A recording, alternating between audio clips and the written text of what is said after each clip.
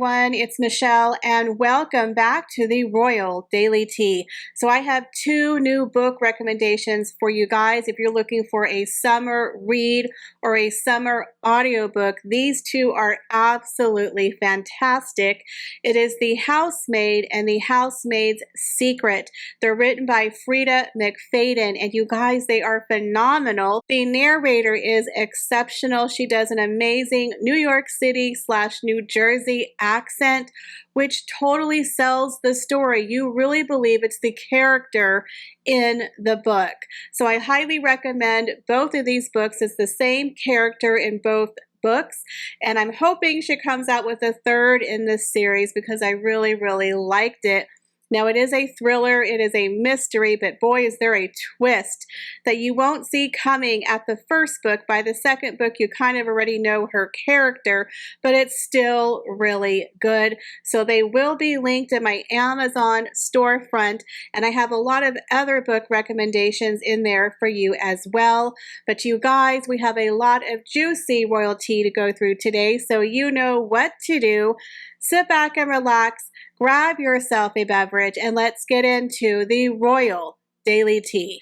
So happy 41st birthday to Prince William. I can't believe he's actually 41 years old. I've watched him grow up from a rambunctious toddler to the party boy prince to the Prince of Wales, a father. He has definitely come into his own. It has been fun to watch him over the years, especially his relationship with Catherine, to his wedding, and to him becoming a father of 3.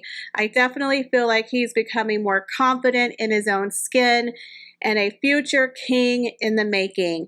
Right now, he is doing an extraordinary job as the Prince of Wales, and I cannot wait to see what he does in the future. So happy birthday, Prince William, and here's to wishing you many more happy birthdays. So there's been a lot of rumors and controversy in regards to the royal residences, that huge debacle that has been going on for several months. Now we know that Harry and Meghan have lost Frogmore Cottage, but now people are wondering what is going to happen with the royal residences. It has long been rumored that King Charles wants his younger brother, Prince Andrew, and Sarah Ferguson to vacate the Royal Lodge and move to Frogmore Cottage, which would make more sense, and move Catherine and William from the cramped Adelaide Cottage over to the Royal Lodge.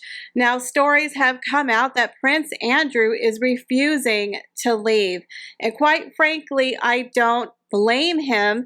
This has been his home for over 20 years. He has invested millions of his own dollars into renovations of the home, and apparently he's going to invest another $5 million from his personal inheritance for the upkeep of the home, because King Charles is no longer going to foot the bill. Now, it has come out that Catherine and William are very happy in Adelaide Cottage, although it is rather cramped and small. Remember, they moved there in the summer of 2022 to be closer to the Queen, and unfortunately, the same week they moved, she passed away. But now the kids are all in school there. They feel very safe. They have more room for the children to play outdoors, and they are protected by the police and security from Windsor Castle. If Catherine and William were to move to the Royal Lodge, it would be out of the jurisdiction of the protection from Windsor Castle, and the taxpayers would have to pay the bill. So we know that King Charles wants a slimmed down monarchy, and he most certainly does not want to tax people for unnecessary security. So keeping Catherine and William on the grounds of Windsor Castle is more ideal for the royal couple. But then there's the question of Frogmore Cottage. Wouldn't it be hilarious if William and Catherine moved to Frogmore Cottage? It is much bigger than Adelaide Cottage. It would give them more room, and it would still be on the grounds of Windsor under the jurisdiction of the police protection. Couldn't you just imagine the plates flying in Montecito if the Waleses moved to Frogmore Cottage? And then Harry and Meghan, I guess you could go live at Adelaide Cottage if you ever decided to return to the UK. But I do believe that Prince Andrew and Fergie are going to stay, at least for the time being, at the Royal Lodge. He is planning to pay for the repairs himself. And Catherine and William are quite happy at Adelaide Cottage. But what do you guys think? Wouldn't it be hilarious if they moved to Frogmore? Oh, I would just love to be a fly on the wall. Well, it appears that Harry and Meghan's 15 minutes of fame are finally up in Hollywood, and A-listers are coming out in droves to let Harry and Meghan know, we're over you. Can you please shut up and go away?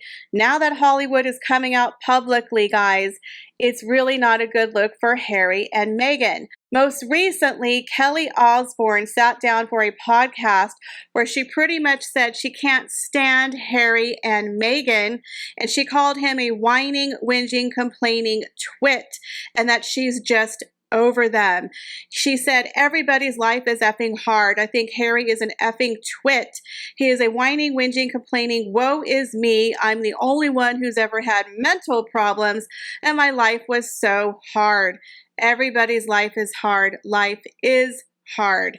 She's like, Harry wore that infamous Nazi uniform for a Halloween party where he quickly blamed, William and Catherine.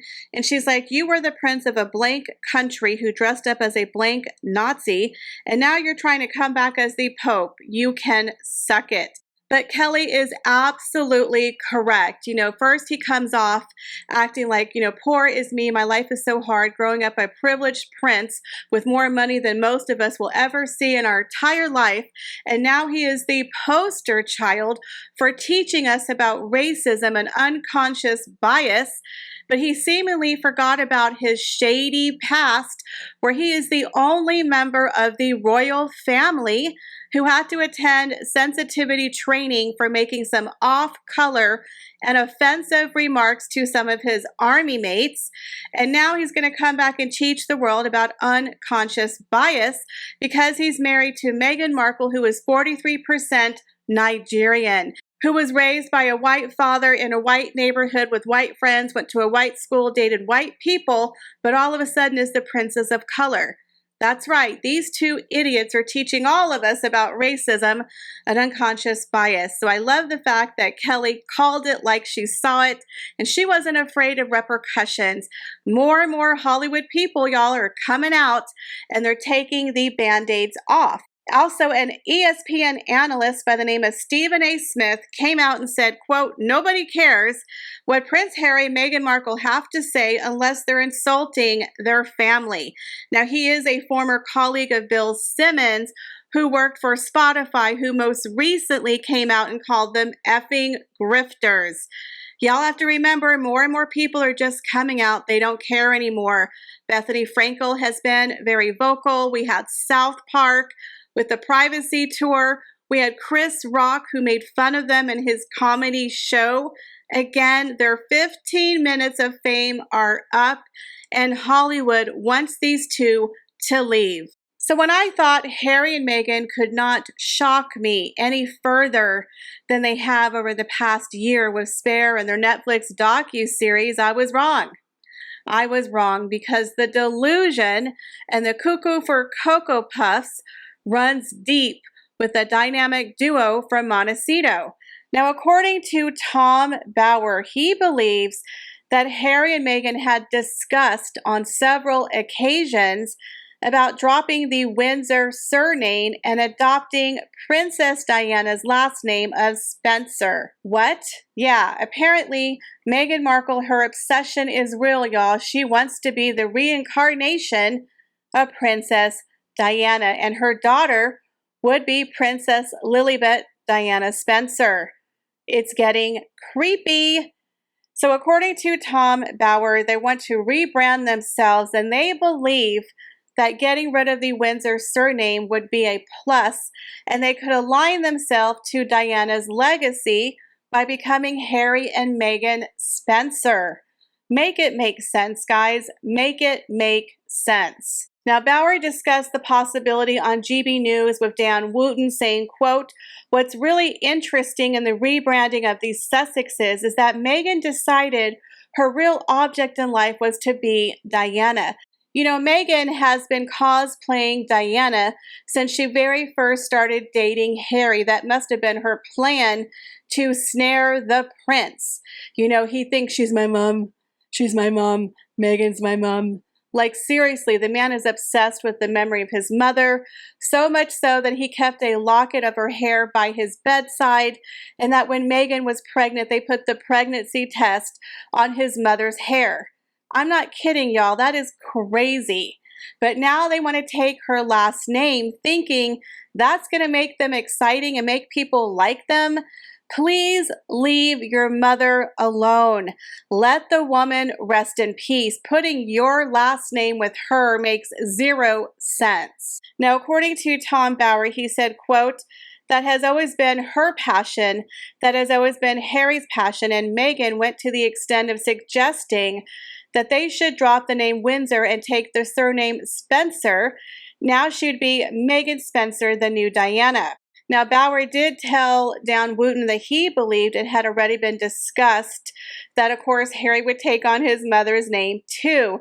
They've discussed it not only by themselves, but with others too. This isn't something they plucked out of their minds. They were actively trying to recast themselves as Harry and Meghan Spencer. Ugh. That this is just really weird. He would take his mother's name too. It's all about the break-off. They'd also give up the Sussex title because instead you've got the new incarnation of Diana. Again, the delusion runs deep with these two. I feel very sorry for Diana's family, the real Spencers. It's like I'm sure they do not want this woman aligning themselves with their late sister. Please let Princess Diana rest in peace. You guys have been dragging her name through the mud, trying to convince people that Meghan is Diana 2.0. Nobody is buying it. Leave that poor woman alone. Well, guys, that's all the royal news that I have for you today. What do you think of the stories we discussed? Leave me your comments, guys, down below. And please be sure to check out my other YouTube channel, Royal Daily Tea, History and Fashion. I am working on some new videos that will be coming out very, very soon. You can also find me on my other social media accounts. Everything is listed for you in the description below. As always, I appreciate you stopping by my channel, and I hope to see you in the next video. Bye, guys.